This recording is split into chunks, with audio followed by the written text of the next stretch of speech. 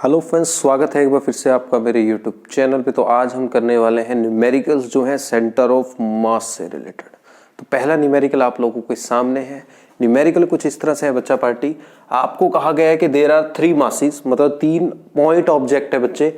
एक का मास है 3 kg, एक का है 4 kg और एक का है 5 kg, are located at the 3 corners of an equilateral triangle. अब इक्विलेटरल ट्रायंगल सबको पता है भाई, जिसकी तीनों साइड्स बराबर होती हैं। तो हमें एक इक्विलेटरल ट्रायंगल दी है और उसके जो 3 कॉर्नर्स हैं, उन 3 कॉर्नर्स पे ये 3 पार्टिकल्स रखे हैं जिनका मास है 3 kg, 4 kg और 5 kg। और जो हमारे इक्विलेटरल ट्रायंगल है उसकी हर साइड की लेंथ है बच्चों 1 मीटर। तो हमें निकालना है यहाँ पे इसका सेंटर ऑफ मास। तो चलिए सॉल्व करते हैं इसको। तो सबसे पहले बच्चों आपको न्यूमेरिकल को देख के बनाना है उसका डायग्राम। तो डायग्राम कैसे बनेगा, सिंपल है। सबसे पहले आप बना लीजिए एक इक्विलेटरल ट्रायंगल। तो पहले मैं बना लेता हूँ एक इक्विलेटरल ट्रायंगल। तो ये मैंने बना ली बच्चों एक इक्विलेटरल ट्रायंगल, ठीक। तो एक ये इक्विलेटरल ट्रायंगल मैंने कंसीडर की जिसकी हर साइड की लेंथ है भाई 1 मीटर। मतलब यहां से लेके ये जो मैंने इक्विलेटरल ट्रायंगल मानी ए बी सी, इसमें ए से लेके बी तक ये भी 1 मीटर है, सी से बी भी 1 मीटर है और बच्चों ए से सी भी 1 मीटर है। ये हमें गिवन है न्यूमेरिकल में। हमें न्यूमेरिकल में गिवन है कि इस इक्विलेटरल ट्रायंगल की हर साइड 1 मीटर की है। और इसके जो ये 3 कॉर्नर हैं ए बी सी, और इन कॉर्नर्स पे बच्चों रखे गए हैं कुछ पार्टिकल्स जिनके मासेस हैं 3, 4 एंड 5 kg। तो मैंने माना सपोज इस कॉर्नर पे जो पार्टिकल रखा है वो 3 kg का है, उसका मास मैंने मान लिया m1। और यहाँ पे जो पार्टिकल रखा है सपोज वो 4 kg का है और उसका मास मैंने मान लिया m2, ठीक है। इसी तरह से जो थर्ड पार्टिकल है हमारा वो सपोज यहाँ पे रखा है और उसका मास मैंने मान लिया m3, जो कितना दिया है हमें 5 kg दिया है। तो ये लिख लिया जी मैंने। अब हमें निकालना है इनके तीनों के मिलने से जो ये सिस्टम बन गया इसका सेंटर ऑफ मास। अब सेंटर ऑफ मास के लिए बच्चों किसकी जरूरत पड़ती है, पोजीशन वेक्टर की। अगर आपको याद हो लास्ट वीडियो में मैंने सेंटर ऑफ मास के बारे में बताया था कि जो फॉर्मूला होता है बच्चों सेंटर ऑफ मास निकालने का, कि सेंटर ऑफ मास का जो पोजीशन वेक्टर होता है उसका फॉर्मूला क्या था, m1r1 plus m2r2 plus m3r3। अगर हमारे पास 3 पार्टिकल हैं तो मैं ये लिखूंगा कि पहले पार्टिकल का मास इंटू पहले पार्टिकल का पोजीशन वेक्टर प्लस दूसरे पार्टिकल का मास इंटू दूसरे पार्टिकल का पोजीशन वेक्टर प्लस तीसरे पार्टिकल का मास इंटू तीसरे पार्टिकल का पोजीशन वेक्टर, और इसको डिवाइड कर दूंगा इनके मासेस के सम से, मतलब m1 plus m2 plus m3। यही होगा फॉर्मूला बच्चों। ये फॉर्मूला हम यहाँ पे यूज करेंगे। तो इसके लिए पहले तो हमें जो मेरे पार्टिकल्स है ना 3 kg का, 4 kg का और 5 kg का, इनके क्या निकालने पड़ेंगे बच्चों, पहले हमें पोजीशन वेक्टर निकालने पड़ेंगे। तो चलिए पहले पोजीशन वेक्टर निकालते हैं इसके। तो इसमें सबसे पहला काम बच्चों आपको क्या करना है, आपको एक एक्स एक्सिस कंसीडर करना है और एक वाई एक्सिस कंसीडर करना है। तो मैं क्या करता हूं बच्चों, मैं यहाँ पे पॉइंट ए को ओरिजिन मान लेता हूं। क्या मान लेता हूं, पॉइंट ए को ओरिजिन, और इसको ओरिजिन मान के 2 एक्सिस खींच लेता हूं। ये मेरा, ठीक है, एक्सिस खींच लेता हूं, इसे ओरिजिन मान लेता हूं। तो ये मैंने खींच दिया अपना भाई एक्स एक्सिस, और ये बच्चों मैंने खींच दिया अपना वाई एक्सिस, ठीक है ना। ये क्या खींच दिया मैंने अपना वाई एक्सिस, ये मेरा एक्स एक्सिस। अब मुझे इनके पोजीशन वेक्टर निकालने हैं। क्या निकालने हैं, पोजीशन वेक्टर निकालने हैं m1 पार्टिकल के, m2 के और m3 के। पोजीशन वेक्टर निकालने के लिए मुझे किसकी जरूरत पड़ेगी, कोऑर्डिनेट्स की जरूरत पड़ेगी। किसकी जरूरत पड़ेगी बच्चों, कोऑर्डिनेट्स की। तो मुझे a, b और c के कोऑर्डिनेट्स निकालने पड़ेंगे। अब a के कोऑर्डिनेट क्या होंगे, देखो a के कोऑर्डिनेट सिंपल है। यहाँ a ये ओरिजिन मानना है हमने, तो x की वैल्यू भी यहाँ पे 0 है और y की वैल्यू भी यहाँ पे 0 है। और अगर मैं पॉइंट बी के कोऑर्डिनेट निकालता हूं तो बच्चों पॉइंट बी के कोऑर्डिनेट क्या आएंगे, देखो पॉइंट बी के कोऑर्डिनेट हमारे पास आएंगे बी पॉइंट एक्स एक्सिस पे कितनी दूर है, यहां से यहां तक 1 मीटर दूर है। तो यहां एक्स एक्सिस की वैल्यू तो 1 आई, लेकिन क्या बी पॉइंट वाई एक्सिस पे कितनी है इसकी वैल्यू, देखो वाई एक्सिस पे तो यही एक्स एक्सिस पे ही है पॉइंट बी, तो वाई एक्सिस पे इसकी वैल्यू कितनी होगी, इसका मतलब 0 होगी, आप देख सकते हो। अब हमें निकालने किसके कोऑर्डिनेट है, मेन पॉइंट सी के। तो पॉइंट सी के कोऑर्डिनेट कैसे निकलेंगे कि मतलब पॉइंट सी पे x की वैल्यू कितनी होगी और y की वैल्यू कितनी होगी। तो सबसे पहले हमें पॉइंट सी से x एक्सिस पे एक ये परपेंडिकुलर ड्रॉ कर देना है। और जैसे ही मैं ये परपेंडिकुलर यहाँ पे ड्रॉ करूंगा तो क्योंकि ये एक इक्विलेटरल ट्रायंगल है बच्चों, कैसी ट्रायंगल है ये, इक्विलेटरल ट्रायंगल, तो इसका मतलब यहाँ से लेके यहाँ तक की जो डिस्टेंस होगी ये इस पूरी डिस्टेंस का हाफ होगी। क्योंकि ये जो सी पॉइंट से अगर मैं परपेंडिकुलर यहाँ ड्रॉ करता हूँ तो ये हमारी लाइन ए बी को क्या करेगा, इक्वल पार्ट में डिवाइड करेगा, ठीक है। तो इसका मतलब ये टोटल 1 मीटर है, तो यहाँ से यहाँ तक बच्चों कितना होने वाला है, 1 मीटर का हाफ कर लो, मतलब 0.5 मीटर होने वाला है। तो इसका मतलब पॉइंट सी पे x की वैल्यू हमें मिल गई 0.5 मीटर।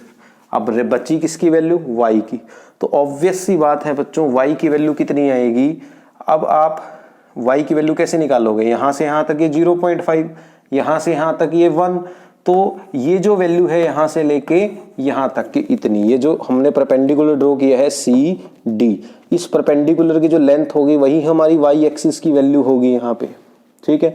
तो ये कैसे निकालोगे, ये एक राइट एंगल ट्रायंगल है, राइट एंगल ट्रायंगल से हम इस परपेंडिकुलर को निकाल लेंगे, पाइथागोरस थ्योरम यूज कर लेंगे। हमने पढ़ा है बेटा पाइथागोरस थ्योरम। पाइथागोरस थ्योरम क्या बोलता है, पाइथागोरस थ्योरम बोलता है कि जो हमारा परपेंडिकुलर का स्क्वायर होगा, मतलब सी डी का स्क्वायर, वो किसके इक्वल आने वाला है, हाइपोटेन्यूज का स्क्वायर, मतलब ए सी का स्क्वायर माइनस बेस का स्क्वायर, ए डी का स्क्वायर। पढ़ी है ना पाइथागोरस थ्योरम।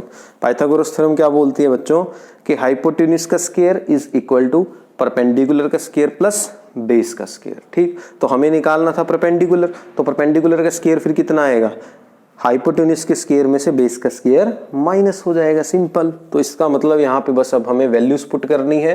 तो यहाँ से सी डी जो है हमारा वो क्या आएगा, स्क्वायर है, उधर जाके क्या हो जाएगा, अंडर रूट हो जाएगा, है ना, उधर जाके क्या हो जाएगा, अंडर रूट। तो हमारे पास क्या बचेगा, यहाँ आएगा ए सी, ए सी कितना है भाई 1 मीटर, तो यहाँ आएगा 1 का स्क्वायर माइनस ए डी कितना है 0.5 मीटर, या कह लो 1/2 मीटर, तो यहाँ पे आएगा 1/2 का स्क्वायर, क्योंकि 0.5 मीटर का मतलब 1/2 मीटर ही होता है। तो यहाँ से बच्चों सी डी आ जाएगा under the root of 1 minus 1/4।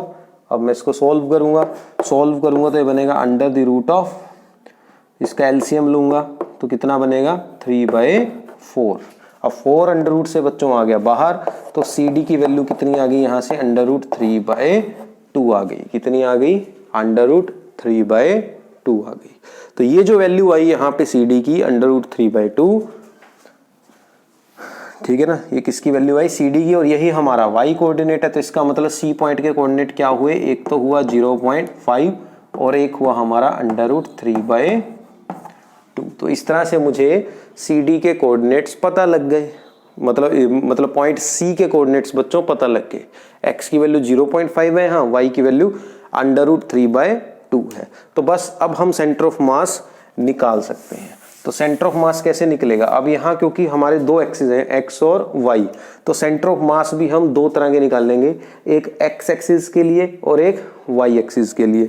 तो अगर मैं x एक्सिस के विद रिस्पेक्ट में निकालता हूं सेंटर ऑफ मास, मतलब अगर मैं इसके सेंटर ऑफ मास का x कोऑर्डिनेट निकालना चाहता हूं, क्या निकालना चाहता हूं बच्चों, x कोऑर्डिनेट, तो वो क्या आएगा, तो x coordinate of center of mass will be equal to mass of first particle into coordinate of first particle on x axis plus second particle का मास इनटू सेकंड पार्टिकल का coordinate x axis पे, plus फिर third particle का mass into third particle का coordinate x axis पे, यही आएगा, divided by तीनों पार्टिकल्स के मासेस का sum m1 plus m2 plus m3। अब जस्ट हमें बच्चों क्या करनी है, यहाँ पे वैल्यूज पुट करनी है।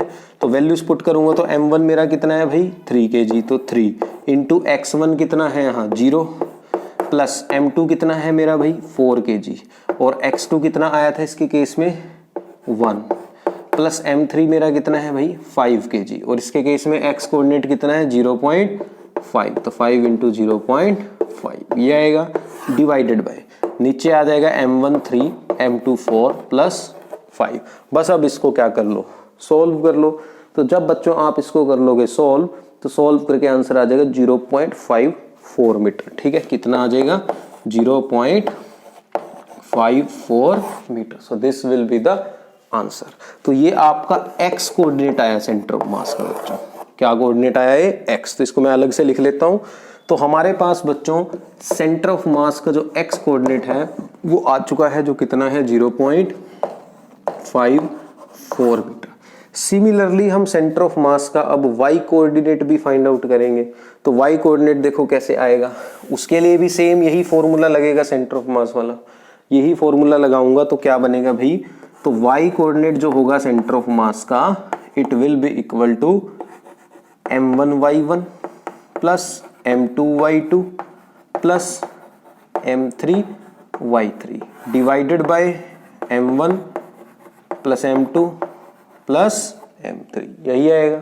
तो यहां से फिर सेंटर ऑफ मास आ जाएगा y कोऑर्डिनेट का m1 कितना है 3 और y1 कितना है भाई हमारा, इसके कोऑर्डिनेट y1 कितना है भाई 0 प्लस 4, इसके लिए y2 कितना है भाई 0 प्लस m3 है हमारा 5 kg और इसका y कोऑर्डिनेट कितना आया था √3/2 आया था भाई, डिवाइडेड बाय 3 प्लस 4 प्लस 5। अब इसको सॉल्व कर लो, ये तो 0 है, ये 0 है, ये बनेगा 5 टाइम्स √3/2, √3 की वैल्यू रख दो, सॉल्व कर लो, आंसर आपके पास होगा। आंसर आएगा बेटा सॉल्व करके इसको, जब आप सारे को सॉल्व कर लोगे तो आपके पास जो y कोऑर्डिनेट आएगा वो आएगा 0.36 मीटर। कितना आएगा बच्चों 0.36 मीटर।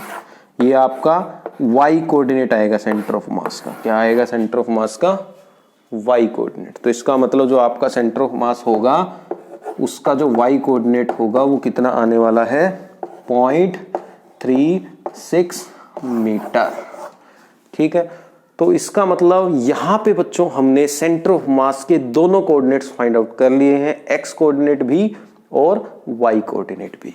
x कोऑर्डिनेट हमारे पास आया है सेंटर ऑफ मास का 0.54 मीटर और y कोऑर्डिनेट आया है 0.36 मीटर। तो इस तरह के न्यूमेरिकल्स बच्चों आते हैं एग्जाम में आपके पास, जिसमें आपको सेंटर ऑफ मास के कोऑर्डिनेट्स निकालने हैं। तो आपने सिंपल तरीके से क्वेश्चन को सॉल्व करना है। सबसे पहले आपको जो भी आपको कॉर्नर्स दिए हैं, जो भी पार्टिकल्स दिए हैं, उनके कोऑर्डिनेट्स निकालने हैं, एक्स वाई की वैल्यू, और फिर फॉर्मूला लगा देना है सेंटर ऑफ मास का और आपके पास आंसर आ जाएगा।